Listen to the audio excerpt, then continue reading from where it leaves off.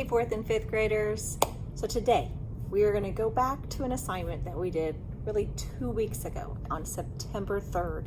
We started our cacti drawing and we stopped when we were finished with our markers, our black outline, and we were going to come back and color it today. We took a little break in there because of dot day, so I hope you had a great dot day. But now it's time to go back to that lesson. So if you have not done that September 3rd lesson, you will need to go into past assignments, click on past assignments, find the September 3rd folder, click on that, and then watch the video and follow along with that assignment, okay? The rest of you, hopefully you have it. You have your cacti drawing, you've got your things that you're gonna use to add color. You can be crayons, it can be colored pencils, oil pastels, chalk, paint. The only thing I would not recommend is markers. Markers are great, but if you only have one blue and one green, you're not going to be able to do some of the things that I'm really looking for today. So one of the things I'm looking for is how you add value to your picture. Not value like money, but value for art. Value for art is the lightness or darkness of a color. So you'd be lightening it up or making it darker. And you really can't do that if you only have one blue, okay? So if that's all you have, use them, that's fine. But if you have other things, you might want to use other things. Crayons work really well, colored pencils work great. You can press down, just even by pressing down and pressing down hard and pressing down softly, you can change that darkness of the color, okay? So go ahead and get what you're gonna add color with, get your cacti drawing, and then here's the video. We are ready for our color. And so you wanna add lots and lots of color to this. Your cacti will be green, but they can be different shades of green. And if you're coloring, maybe I do this part with a green.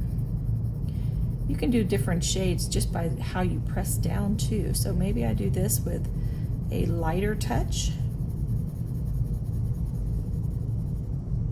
And then this next one I do a little darker touch.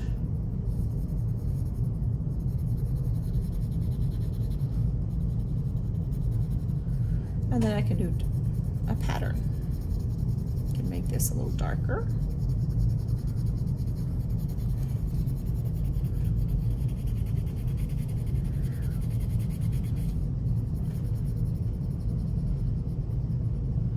And this a little lighter. That's just going to create some value to this. Not like value in money, but value in art is like darker and lighter. So it's nice to have it because it makes it feel like it's more of a form than just a flat object. Okay, so now that I have that one, I'm going to switch my greens, I think.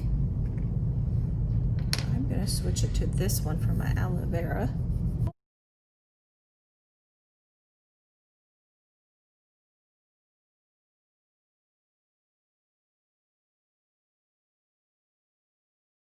Okay. Now I may go back to this other green, but I'm going to do something a little bit different. I'm going to do kind of a mix.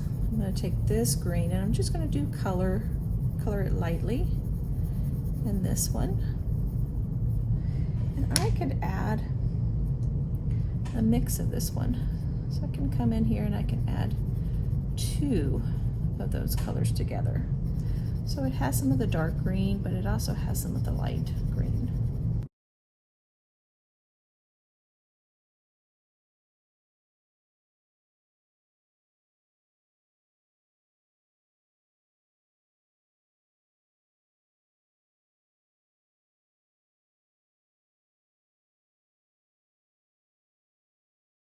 And then I'm going to take some brown.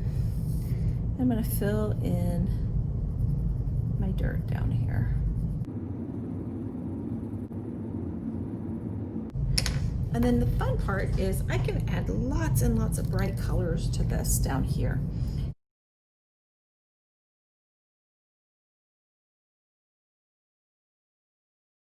for this bottom part, I want to come up with like a color scheme, some colors that are going to look good together. Maybe I want to stay in the cooler colors. Maybe I want to do purples and blues in here. Use your color wheel to find colors that work together. Use either warm or cool.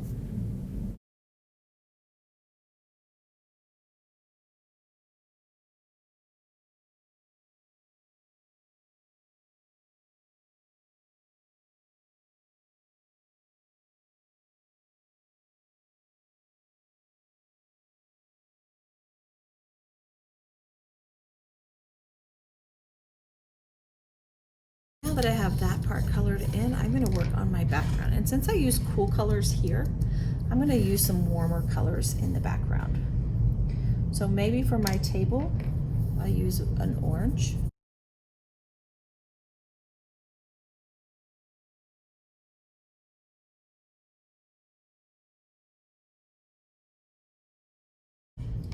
And this top part, I'm going to do yellow.